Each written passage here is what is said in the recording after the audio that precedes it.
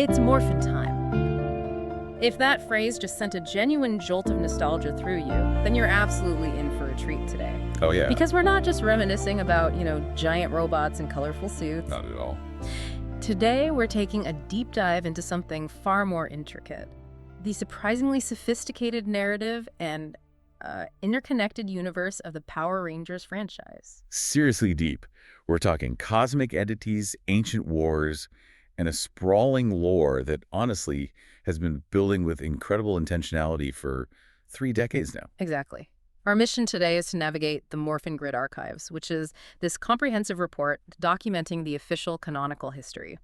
It pulls together the TV series, comics, films, even video games. Quite the undertaking. It is. We're basically offering you a shortcut to being truly well-informed about this iconic universe. We'll pull out the most important nuggets of knowledge, uncover some surprising facts, and connect the dots across its vast timeline. And hopefully by the end, you'll gain a whole new appreciation for the clever ways this franchise has managed its continuity and, kept us hooked for so long. Yeah, really kept us hooked. What's truly remarkable about the Power Rangers saga is how it's evolved.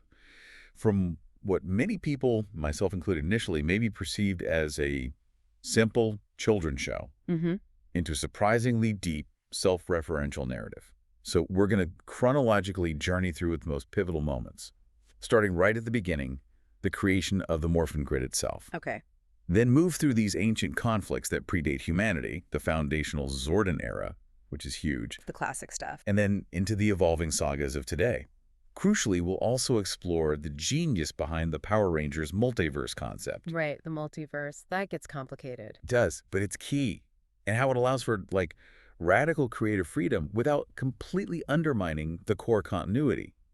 This deep dive isn't just about recounting what happened. It's about understanding the why. Yeah, the strategy behind it. Exactly. The narrative strategies and creative decisions that underscore the enduring appeal and, frankly, the unexpected sophistication of Power Rangers. Okay, let's do it. Let's start with the cosmic fabric itself, the Morphin Grid. A foundation. For years, like many, I just thought of it as, a fancy battery, the thing that powered the Rangers. But the archives define it as something far more fundamental, pervasive, and, well, kind of elegant. You're touching on a crucial distinction there. The Morphin Grid isn't just a power source. It's the single unifying cosmic force of the entire Power Rangers franchise. Think of it more like an interdimensional energy field. Interdimensional, okay. Yeah, it's the actual wellspring for all Power Rangers across time, space, and even alternate realities.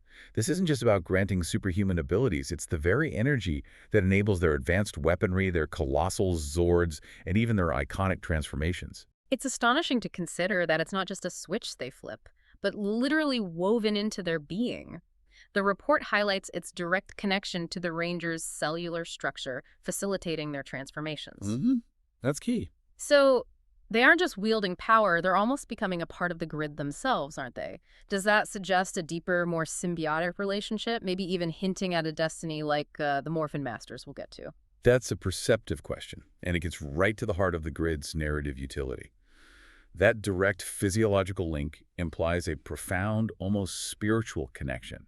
It makes the Rangers not just users of power, but extensions of this cosmic force. Wow. And what's truly brilliant here, from a writing perspective, is that its precise nature has been deliberately kept somewhat ambiguous over the years.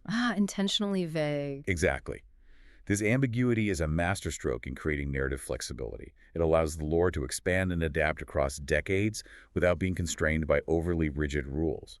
It's actually pretty similar to how the Force operates in Star Wars, That's a great comparison. Makes sense. Yeah, it's just a clever way to ensure that storytellers always have room to explore new facets of power and its origins without tripping over previously established, maybe too specific details. That flexibility really stands out when you look at the sheer number of Ranger teams in different timelines, which brings us right to the multiverse. Yep.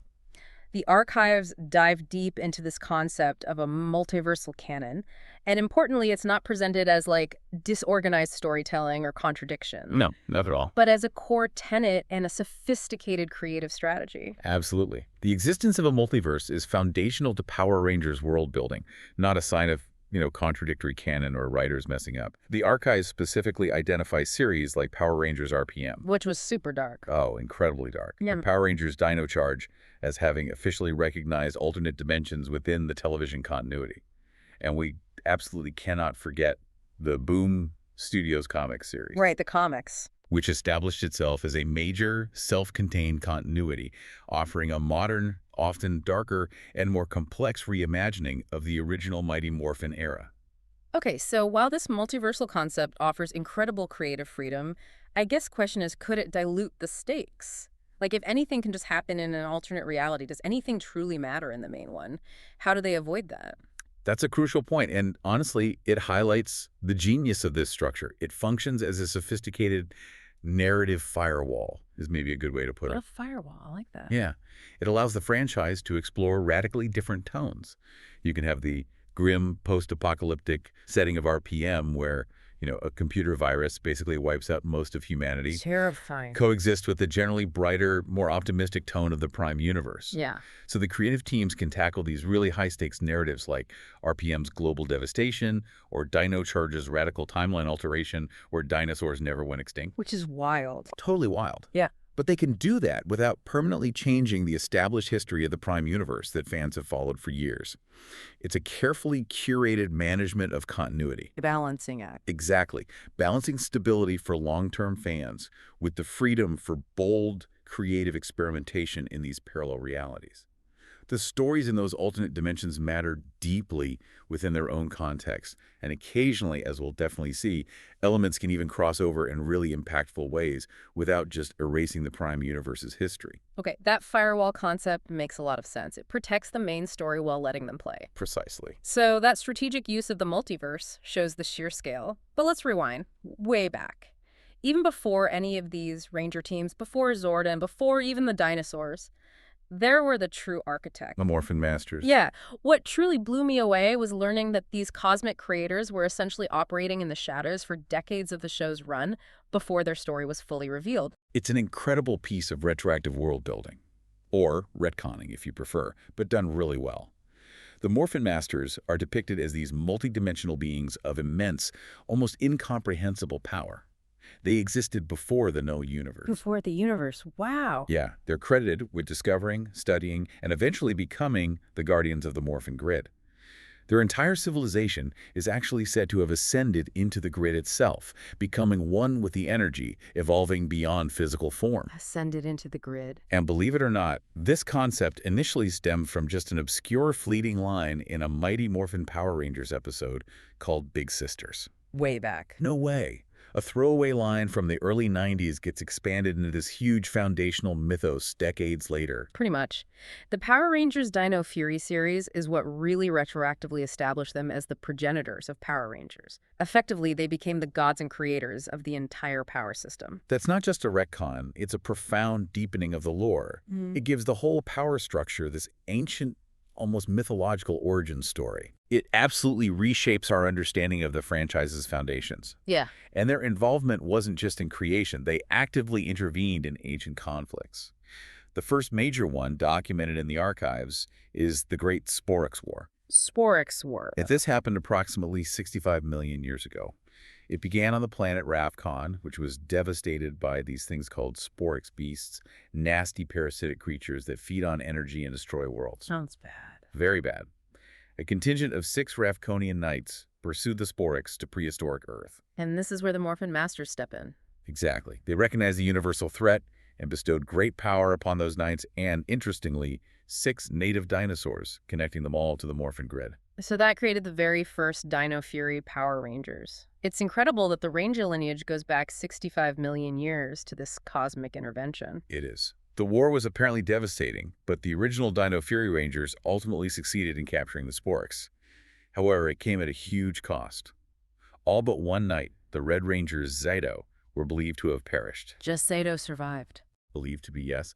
And he placed himself and the contained Sporix into suspended animation, which, talk about long game world building, that decision wouldn't fully play out for millions and millions of years later in the timeline. Incredible setup. So from cosmic origins, we jump forward quite a bit, but still way back to the ancient war. Right.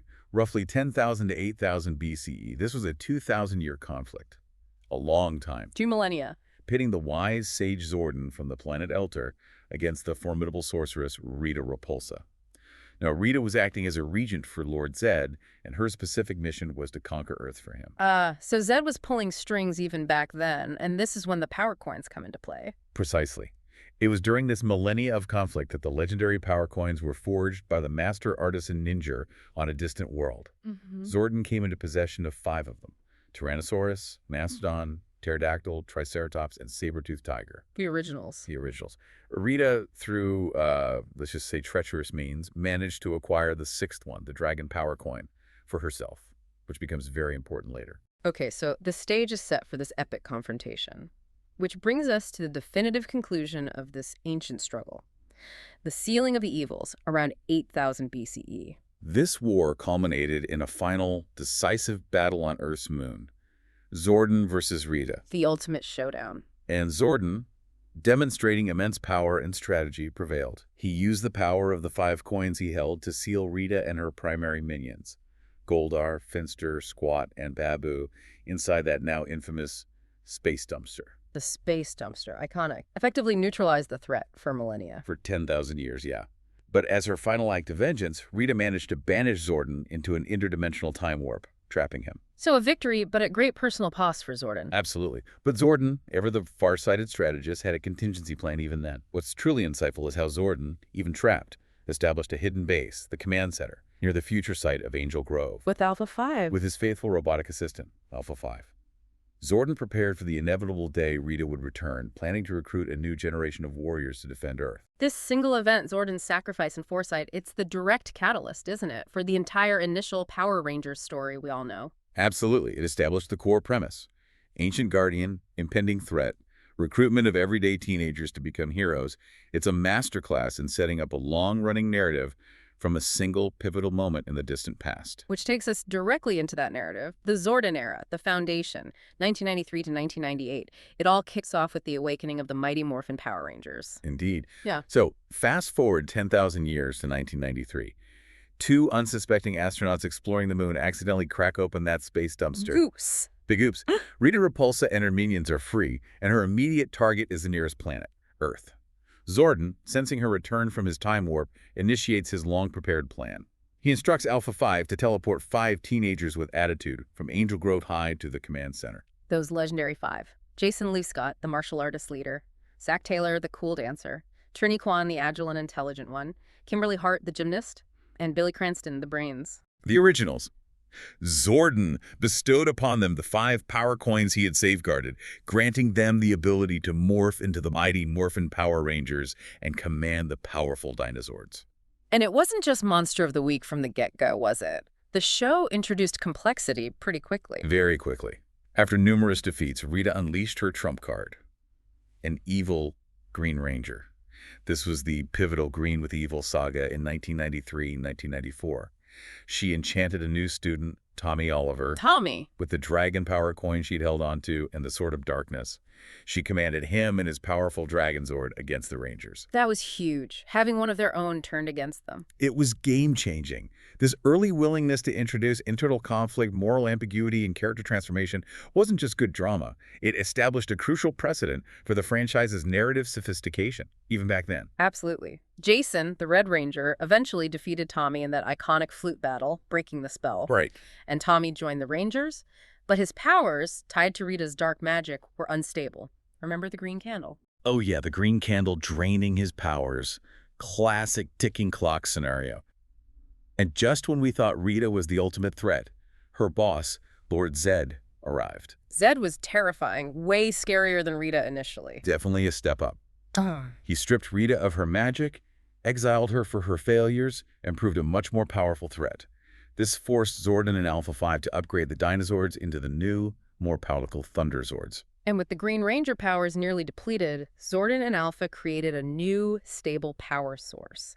They transformed Tommy into the White Ranger. With the talking Saga sword. Yes, and made him the new team leader. It's just astonishing how quickly the stakes were escalated and how the characters evolved even within the first couple of years. This constant evolution became a real hallmark of the Zordon era. The first major team change happened between 94 and 95. Jason, Zach, and Twinny were chosen for a World Peace Conference. The Peace Conference exit. The classic exit, yeah. They passed their powers to 3 new teens from Stone Canyon: Rocky DeSantis, Adam Park, and Aisha Campbell. This showed the mantle of Power Ranger could be transferred, keeping things fresh. Meanwhile, Rita managed to escape her dumpster exile again, used a love potion on Zed, Bizarre but effective. leading to their marriage, and a more dangerous, villainous alliance. Plus, her brother, Rito Revolto, showed up. Rito. Skeletal, kind of goofy but dangerous. His first attack was devastating. Rito and his monsters destroyed the Thunder Zords and damaged the power coins beyond repair. Rangers were powerless. A truly dire situation. It really reinforced their vulnerability. Yeah, even the most powerful heroes could lose everything. So they had to seek out Ninja, the original creator of the coins, at the Temple of Power. They had to prove their worth all over again to gain new ninja powers and ninja Zords. Another quest, another power-up. It's a classic cycle, but works so well. It does. And adding to the changes around this time, Kimberly Hart, the original Pink Ranger, left for the Pan Global Games in Florida. She passed her Pink Ranger powers to Catherine "Cat" Hillard. Cat, who started out under Rita's spell too, right? She did, yeah, another redemption arc. But the villains weren't done. They actually achieved their greatest victory yet in 1996 with the Orb of Doom. Oh, this is bad. Really bad. Rita and Rito's father, Master Vile, arrived. He used the Orb of Doom to reverse time on Earth, regressing the Rangers to children and rendering their Ranger powers completely useless. Powerless kids, what could they do? Zordon had to summon help from off-world, the alien Rangers from the planet Aquitar. They needed water constantly, but they could defend Earth, while the human Rangers were, well, kids. And the de-aged human Rangers had to go on this crazy quest across time and space to find scattered fragments of the Zeo crystal. The only thing powerful enough to restore the timeline. But while they were gone, the villains delivered a final, crushing blow. Rita and Zed destroyed the ninja power coins and obliterated the command center. The command center gone. That felt final. A real moment of despair. Showed the villains could actually win decisively. It did. But plot twist. The Zeo crystal, the object of their quest, was actually hidden intact beneath the command center ruins. Finding it led them to the advanced underground power chamber. New base. New base, new powers. The Zeo crystal re-energized them, transforming them into the Power Rangers Zeo. This kicked off the Zeo imperative in 1996.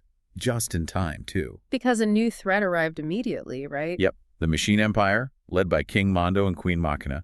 This robotic army was so formidable, it actually forced Rita and Zed to flee in their Serpentera ship to a distant galaxy. They were scared off. Shows you how big a threat the Machine Empire was. Absolutely.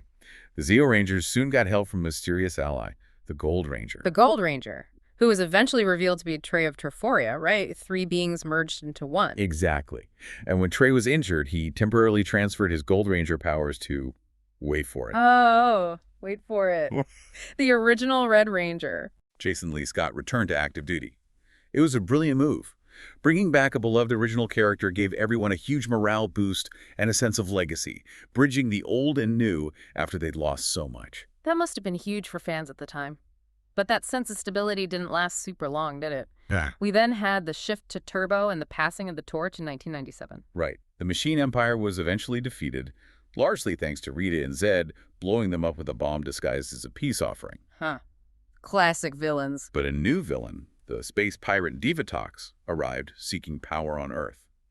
Zordon determined the Zeo powers wouldn't be enough, so he created the Turbo powers and new vehicular Zords. Cars this time. And another big change. Rocky DeSantis, the second Red Ranger, got injured during practice. Yeah, back injury. And passed his blue Turbo Ranger powers to a young boy, Justin Stewart. A Kid Ranger. That was controversial for some, but definitely shook things up.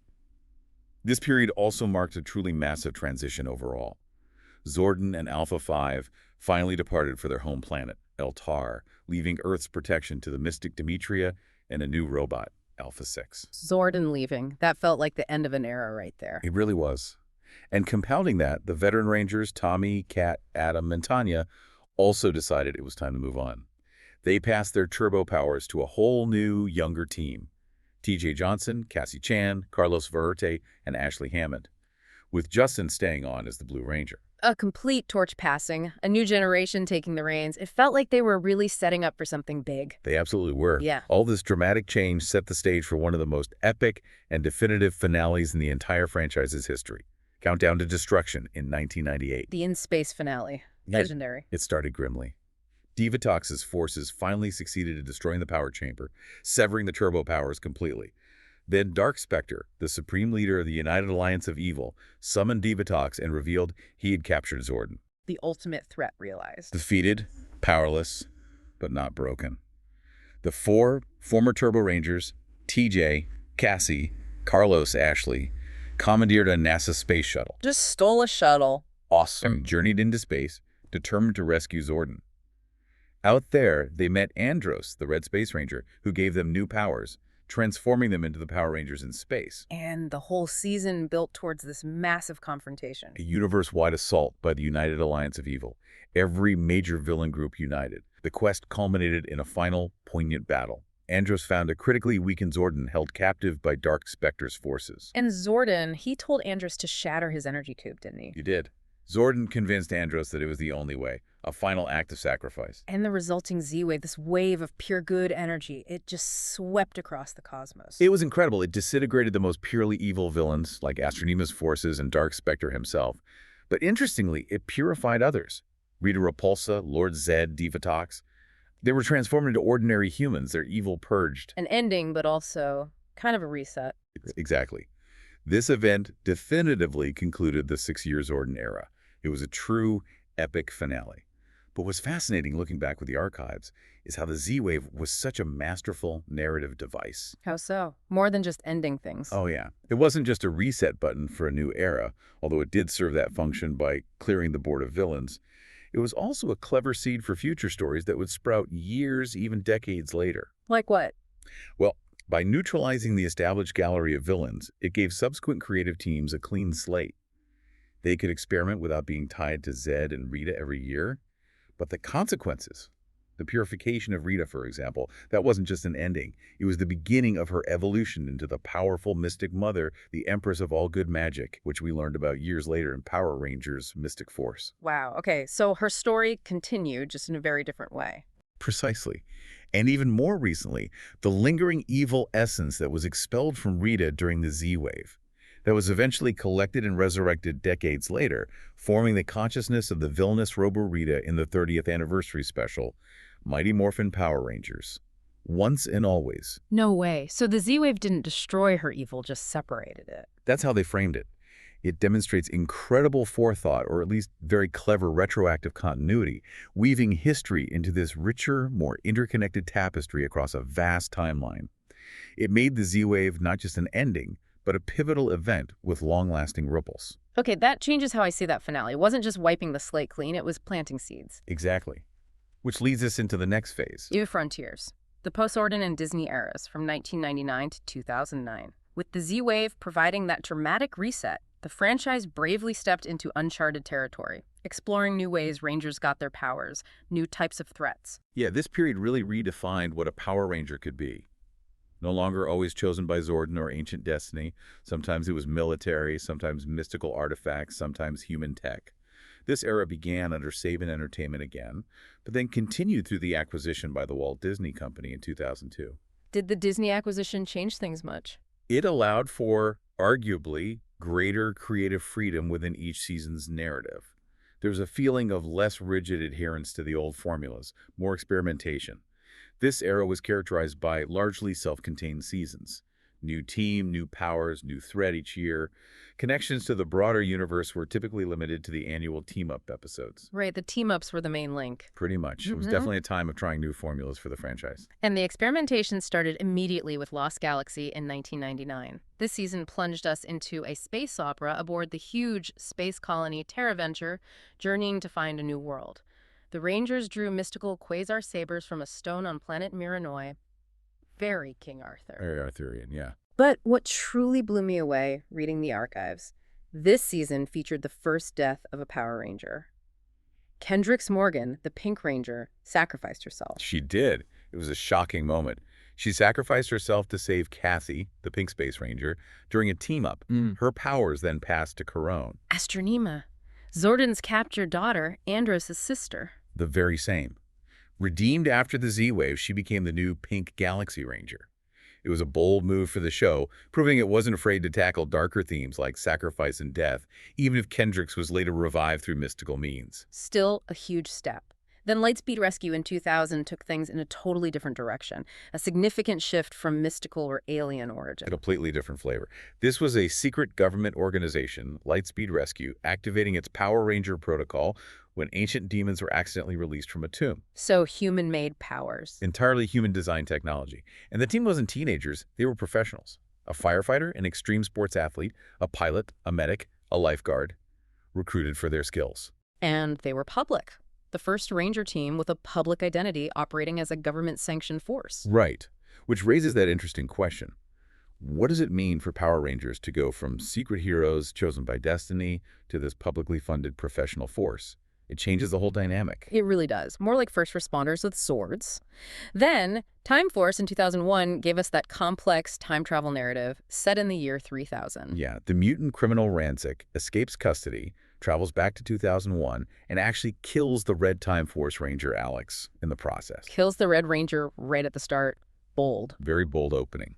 Alex's fiancée, Jen Scotts, the Pink Ranger, leads other Time Force officers in pursuit, but they need a Red Ranger because the Morphers are DNA locked to Alex's timeline, so they recruit Alex's distant ancestor from 2001, Wes Collins, who looks identical and shares the DNA.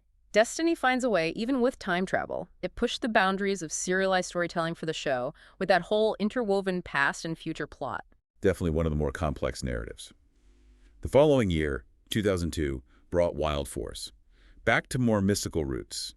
A young man named Cole Evans, raised in the jungle, leads a team from the Animarium, this mystical floating island that's actually a giant Zord itself. A Turtle Zord Island. That's the one. They draw power from animal crystals linked to wild Zords to combat the Orgs, ancient pollution-based monsters. And this season is famous for its 10th anniversary special, Forever Red. Ah, yes. A legendary team-up.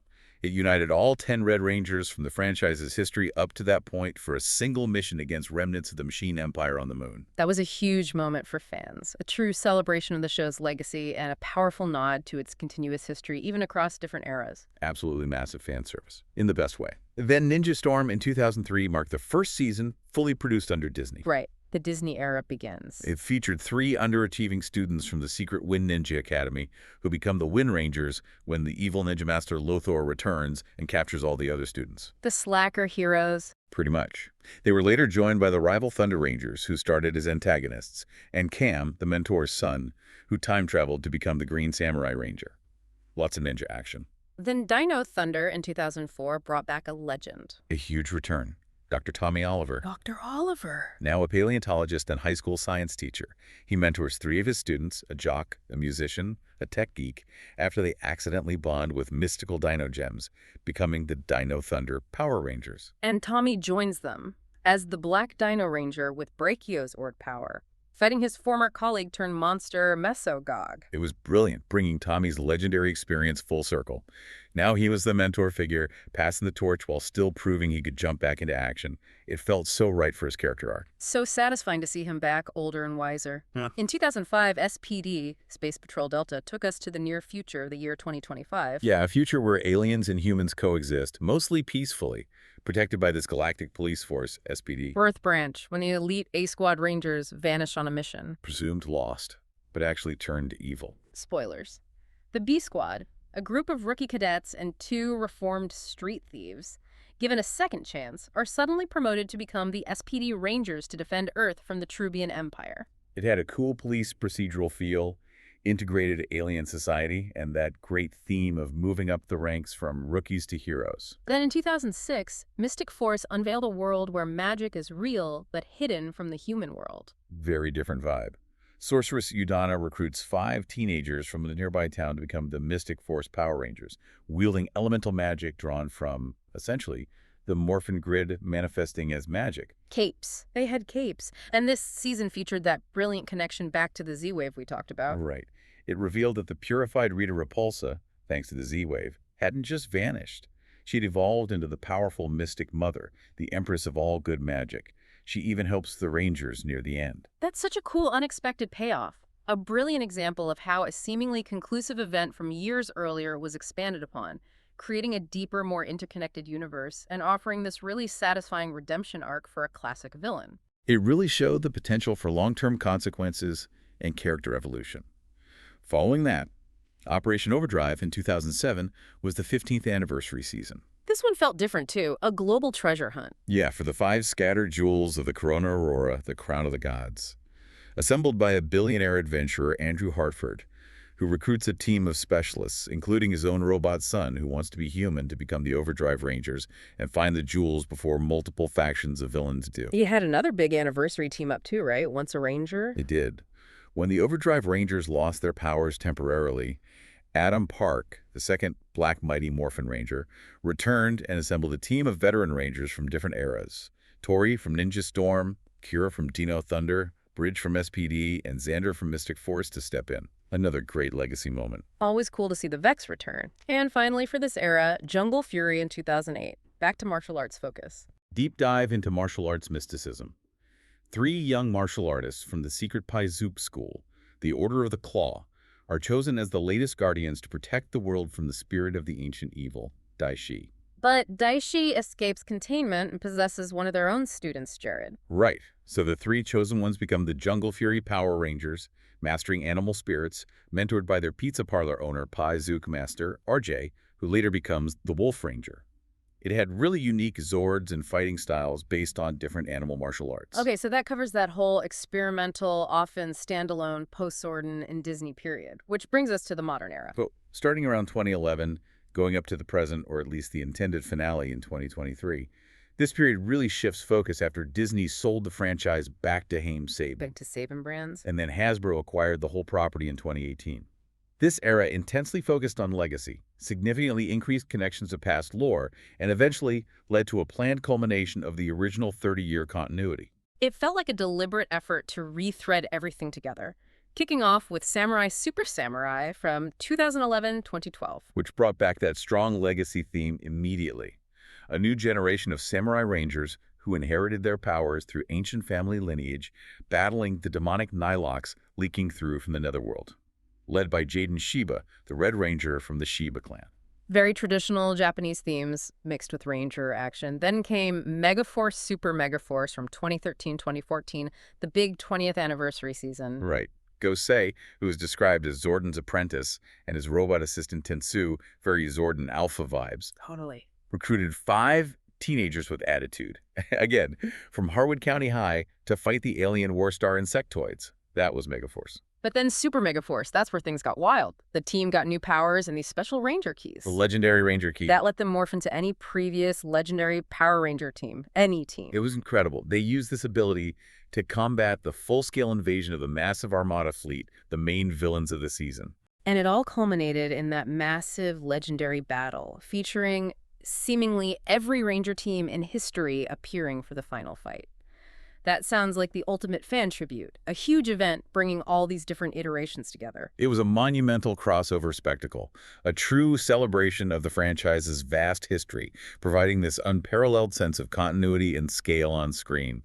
Definitely aimed at longtime fans. Must have been amazing to see. In 2017-2018, we got Ninja Steel Super Ninja Steel. Here, 6 teenagers were chosen by a mystical artifact called the Ninja Nexus Prism, which landed on Earth years ago. They became the Ninja Steel Rangers, drawing out ninja power stars from the prism to morph and fight. And they were protecting the prism from Galvanax, right? The champion of some kind of intergalactic game show called Galaxy Warrior. Yeah, where monsters battled to steal the prism's power. Bit of a meta concept there. The 25th anniversary team-up episode, Dimensions in Danger, continued the legacy focus, featuring the return of multiple veteran Rangers, including Tommy Oliver again, Wes Collins, Gemma from RPM, Coda from Dino Charge. Quite a lineup. Tommy just keeps coming back. He's the heart of the franchise in many ways. He really is. Then came Beast Morphers from 2019-2020, the first season fully under Hasbro's ownership. How did the Hasbro era feel different? There was maybe a sense of slightly more mature storytelling, and definitely a stronger push towards connecting the lore. Beast Morphers was set in the near future, where a secret agency, Grid Battle Force, taps directly into the Morphin Grid itself to create a clean energy source called MorphX. Tapping the grid directly, okay. They form a ranger team by infusing 3 agents with MorphX and animal DNA to fight a sentient computer virus named Evox, who tries to corrupt the MorphX for himself. But the truly monumental revelation here, Evox wasn't just any virus. He was revealed to be the Venjix virus from Power Rangers RPM, having somehow crossed dimensions. Huge GE reveal. This is a game changer for the lore. It established that direct link between a presumed alternate reality, the dark RPM dimension, and the main Prime Universe timeline. It explicitly confirmed RPM as a parallel universe whose events could impact the main one. It demonstrated this evolving sophistication and interconnectivity. It basically shattered the idea of truly isolated seasons and showed how careful long-term planning could weave these disparate threads into a grander narrative tapestry. A massive moment for continuity nerds. That's a huge shift in how you could view previous standalone seasons. It implies any past story could potentially be reconnected. That's really cool. Following that, Dino Fury from 2021-2022 really delved back into those primordial connections we discussed earlier. Deep history time. Zato, the Rafkonian knight we talked about from 65 million BCE, finally awakens from suspended animation. He leads a new team of Dino Fury Rangers, using dinosaur powers granted by the Morphin Masters against the Sporix beasts that were accidentally unleashed from a stasis pod. Back to the Sporix. And this season significantly expanded the lore of the Morphin Masters, right? Showed them more directly. Yeah, it depicted them as active, though secretive, guardians, offering a much deeper understanding of these cosmic architects of the grid. They weren't just ancient history anymore. And another huge moment, it featured the surprise return of the original arch-villain, Lord Zed. Zed came back, but the Z-Wave. Somehow, he was resurrected or reconstituted by other villains seeking his power. It further linked the modern era right back to the franchise's deep past and showed that even the seemingly definitive effects of the Z-Wave could be challenged or undone. Raise the stakes again. Man, they really weren't afraid to bring back the big guns. And all this history, all these connections led to the powerful 30th anniversary special in 2023. Mighty Morphin Power Rangers, Once and Always. A standalone special, but set squarely within the Prime Universe timeline, about 30 years after the original series. It served as a direct sequel in many ways to the events of the Zordon Era. And the villain was Rogo Rita. How did that happen? Billy Cranston, the original Blue Ranger, was trying to find a way to filter Zordon's scattered essence from the Morphin Grid to potentially resurrect him. But his experiment accidentally gathered the evil essence that was purged from Rita Repulsa by the Z-Wave, which then possessed a spare alpha android body he'd built. So the Z-Wave consequence, again, it didn't destroy her evil, just made it available. Exactly. And Roborita immediately sought revenge. Tragically, she murdered the original Yellow Ranger, Trini Kwan, in the opening act. A really poignant, shocking moment for longtime fans. That's heavy, dealing with actual loss and grief. It was. The special then focused on Billy and Zach, the original Black Ranger, teaming up with second-generation Rangers, Rocky DeSantis, second MMPR Red, and Kat Hillard, second MMPR Pink, alongside Trini's daughter, Min Kwan, Trini's daughter, who ultimately inherits her mother's saber-toothed tiger power coin to become the new Mighty Morphin Yellow Ranger. It was a powerful, emotional passing of the torch, acknowledging the weight of history, sacrifice, and the enduring need for heroes. Legacy was the core theme. Wow. Okay, so what does this all mean for the culmination? The grand finale of this epic 3-decade journey. That brings us to Power Rangers Cosmic Fury in 2023. Right. A direct sequel season to Dino Fury, but only 10 episodes long, and released all at once on Netflix. It was explicitly designed and marketed as the culmination and finale of the continuous 30-year narrative arc that started with Mighty Morphin. The end of the line for this specific story. The intended end, yes. The Dino Fury team, now veterans, were summoned by Billy Cranston for help. They confronted a newly empowered Lord Zed who had escaped custody and was launching a massive assault across the universe, now wielding Zordon's old staff, Z-Staff. Zed with Zordon's staff? Ouch. Big-time threat. The team lost their Dino Fury powers early on, but gained new cosmic orbs and Zords connected directly to the Morphin Masters, becoming the Cosmic Fury Rangers. And significantly, Amelia Jones, the pink Dino Fury Ranger, stepped up to become the new Red Cosmic Fury Ranger and team leader. A pink Ranger becoming the full-time Red Ranger leader. That's a big evolution for the franchise. Huge step. And the story beautifully concluded with Zato, the ancient knight, making the ultimate sacrifice. He channeled immense Morphin Grid energy to defeat Zed's final form, and in doing so, he ascended into the Morphin Grid itself, taking on an ethereal, Zordon-like form. Wow. A truly profound ending.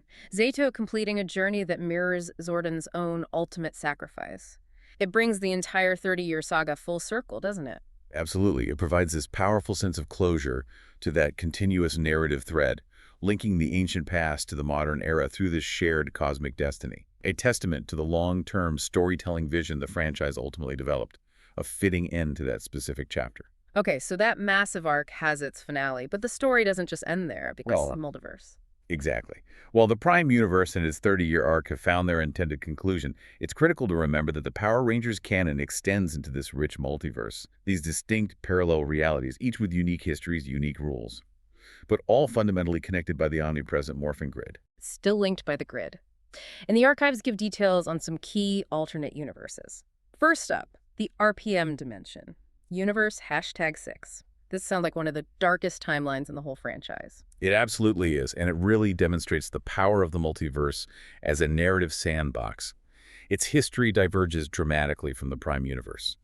It starts with the creation of that sentient, malevolent computer virus, Venjix, by a young prodigy named Dr. K, who, ironically, intended to use it just to escape a secret government think tank she was trapped in. Backfired spectacularly. Massively. Within just 3 years, Venjix systematically dismantled the world's governments, infrastructure, defenses. It enslaved or exterminated the vast majority of the human population. The last bastion of humanity was the heavily fortified, domed city of Corinth. Defended by Dr. K's RPM Power Rangers. Using tech she designed to fight the virus she created. Heavy stuff. Very heavy. The narrative concluded with the Rangers defeating Venjix's main physical form. But the truly insightful connection, as we mentioned with Beast Morphers, is that the core programming of that virus, trapped in one of the RPM Rangers' cell-shift morphers, later crossed dimensions into the Prime Universe. Becoming Evox. Becoming Evox. This connection highlights perfectly how the franchise uses these starkly different realities to explore themes like technological apocalypse, the cost of genius that might be too dark or permanent for the main continuity, while still subtly weaving them back into the larger lore tapestry. It lets them explore the grim possibilities without wrecking the main playground. Precisely. It allows for those darker explorations of consequences without irrevocably altering the generally optimistic foundation of the Prime Universe. A way to have your cake and eat it too, narratively speaking. Okay, next up we have the Dino Charge Dimension, Universe #7. This one sounds radically different too, but in a good way. A very different outcome. This is a timeline radically altered by its Power Ranger team. Its history starts 65 million years ago, similar to the Prime Universe, with the alien keeper entrusting powerful energems to 10 dinosaurs while fleeing the bounty hunter Sledge. Sledge's ship attacks Keeper, an asteroid hits, Sledge's ship explodes, causing the dinosaur's extinction in that reality. Okay, standard dino extinction event. Right. But in the present day of that dimension, the Dino Charge Rangers fight Sledge and his forces, who have returned. In the season finale, they use the power of all the energems to travel back in time to the moment of Keeper's crash, 65 million years ago. They go back. They go back. And they manage to divert Sledge's ship away from Earth and send it flying into the sun, destroying it completely. Crucially, this prevents the asteroid impact that would have wiped out the dinosaurs. Wait, so they stopped the extinction event? They did. What truly blew me away was that they returned to a completely altered present day, where humans and dinosaurs now peacefully coexist. The Amber Beach Dinosaur Museum is now a living zoo. No way. A world where dinosaurs never went extinct. That's a huge what-if scenario, completely changing the fabric of that reality. A totally definitive, happy ending for that universe. It's a bold and conclusive alteration to an entire reality, something that would be totally impossible to maintain within the Prime Universe without contradicting decades of established lore about, fossils and stuff. Shows the freedom the multiverse provides. And beyond the TV dimensions, we absolutely have to talk about the Boom Studios comic universe. Right. The comics have become a huge part of the modern lore for fans. Huge. Launched in 2016, this is a distinct, separate continuity. It started as a modern reimagining of the mighty Morphin Era, but quickly evolved into its own complex beast. It introduces much more mature themes, deeper character development, and really complex long-form story arcs. They really lean into the serialization. The comics kick off with Go-Go Power Rangers exploring the early days and personal struggles of the original five right after they get their powers. More character-focused. Exactly. And then the main Mighty Morphin Power Rangers title introduced probably the most significant original character from the comics, Lord Draken. Evil Tommy Oliver. An evil alternate reality Tommy Oliver, who in his dimension never joined the Rangers but instead conquered his Earth for Rita, then killed her and Zordon and became this multiversal tyrant. He was the main antagonist for a huge chunk of the comic universe. Draken launched that massive crossover event, Shattered Grid, didn't he? He did. A devastating multiversal war where Draken attacked Rangers across all realities, even killing the Prime Tommy Oliver temporarily and shattering reality itself. It forced Rangers from literally every era to team up in this desperate battle. Epic scale. And the comics didn't stop there. After Shattered Grid, Necessary Evil revealed a secret history. Yeah, this was wild. It showed that Jason, Trini, and Zag didn't just go to a peace conference. They were secretly recruited by the Blue Emissary, one of the Ascended Morphin Master's helpers, to become Cosmic Omega Rangers, fighting threats out in space. It also detailed a different, more complex origin for the White Ranger powers. Changed everything we thought we knew about that era. Then the Eltarian War that revealed Zordon's home planet wasn't so benevolent. Right. It unveiled a darker side of Eltar, revealing it as a conquering empire in the distant past. And it revealed that Lord Zed was once Zordon's close friend and fellow Eltarian named Zardas before his corruption. Added layers to Zed's backstory. That's huge, adding political intrigue and complex motivations. And most recently, Darkest Hours saw Dark Spectre return. Yep, another massive event where Dark Spectre returns, directly threatening the Morphin Grid itself, aided by a terrifying new villain called Mistress Vile, who turns out to be an alternate, far more ruthless version of Rita Repulsa from Draken's reality. Wow, so the comics are really expanding the lore, delving into character motivations, political intrigue, cosmic threats in a way the TV show often couldn't or didn't have time for. If we connect this to the bigger picture, that's exactly it. The comics provide a much richer, more intricate exploration. They offer this more serialized, sometimes darker, more adult-oriented take that really complements the TV canon by demonstrating the sheer storytelling potential within the Morphin Grid concept. They push the boundaries. Okay, so comics are a major pillar now. Yes. But the lore doesn't stop there, right? There's ancillary canon too, video games, graphic novels, stuff that fills in gaps or adds extra layers. That's right. These often get debated by fans. Is it canon? Isn't it? But the archives highlight a few key examples that are generally accepted or directly tie in. For video games, Power Rangers. Battle for the Grid is significant. The fighting game. Yeah, its story mode directly adapts the Shattered Grid comic event. Its existence really solidifies that comic saga as a cornerstone of modern Power Rangers lore, bridging the gap between comics and interactive media. It shows that a non-TV continuity can have massive narrative weight within the fandom and even official recognition. Interesting. And then there's Power Rangers, Legacy Wars, the mobile fighting game. Right. Now that one's technically set in the continuity of the 2017 reboot film, which itself isn't canon to the Prime TV universe. However, its plot involves Rita corrupting the Morphin Grid and pulling Rangers and villains from across the multiverse into her reality to fight. So even in these non-Prime continuities, that core multiversal framework is consistently reinforced. The multiverse is everywhere. Pretty much. But for the Prime TV universe, a really key piece of ancillary canon is the graphic novel Power Rangers, Soul of the Dragon. Ah, I've heard about this one, focused on Tommy. Yes, and it's widely accepted as canon to the Prime TV universe. It serves as a definitive, poignant epilogue for Tommy Oliver's character arc. What truly blew me away was learning that Soul of the Dragon is set decades in the future, during the SPD era, around 2025-ish.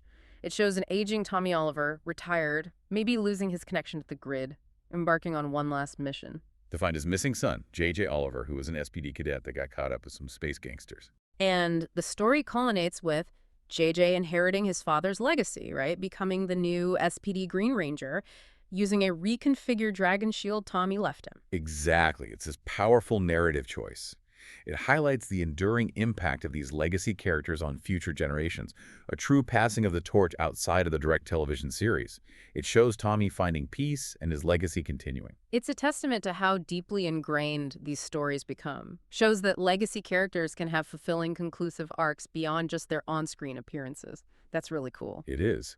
And finally, we shouldn't forget things like official guidebooks, publications like Power Rangers, the ultimate visual history. These serve as metatextual canonical sources, Metatextual. meaning they're books about the franchise, but they provide official behind-the-scenes context, creator interviews, curated artwork, stuff that solidifies key lore points and chronicles the franchise's development. They act as an authoritative reference for the established history. So they're not just coffee table books, they actually help formalize and clarify the canon, acting as a foundational text for understanding the franchise's intended continuity and evolution. A crucial resource for any deep dive like this. Exactly. They help piece together the official puzzle. Wow. Okay. We have journeyed through 3 decades of Power Rangers. From what seemed like simple origins, maybe deceptively simple, Slightly deceptive. to this complex, self-referential, and fundamentally multiversal saga. We explored the cosmic Morphin Grid, those ancient wars that set the stage, the foundational Zordon Era, and its dramatic, consequence-laden conclusion. Right. The standalone sagas of the Post-Zordon and Disney eras with all their experimentation, and then the modern era's renewed focus on legacy and interconnectivity, culminating in that definitive 30-year finale with Cosmic Fury. And throughout this deep dive, hopefully you've seen how the Morphin Grid ties everything together.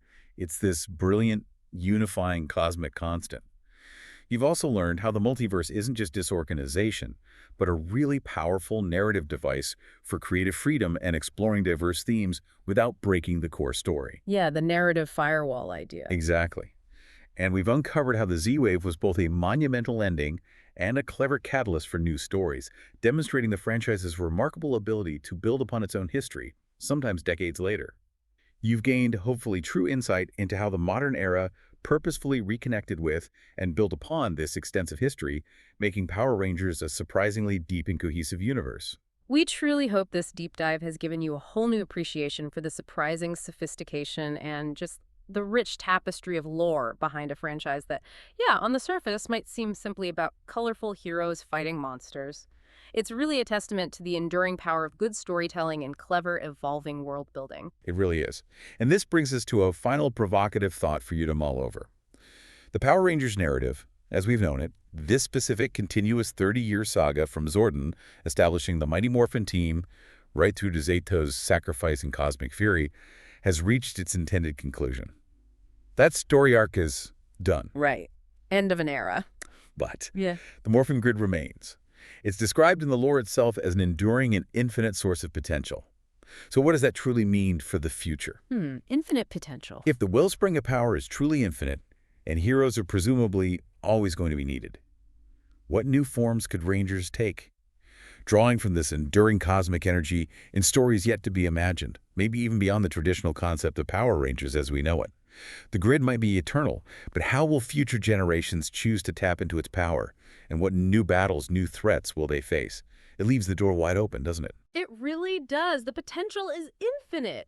Maybe this deep dive encourages you to revisit some of those classic seasons, or maybe dive into those compelling comic book arcs we talked about, with fresh eyes and a newfound understanding of the incredible, intricate history behind them. Thanks for joining us on The Deep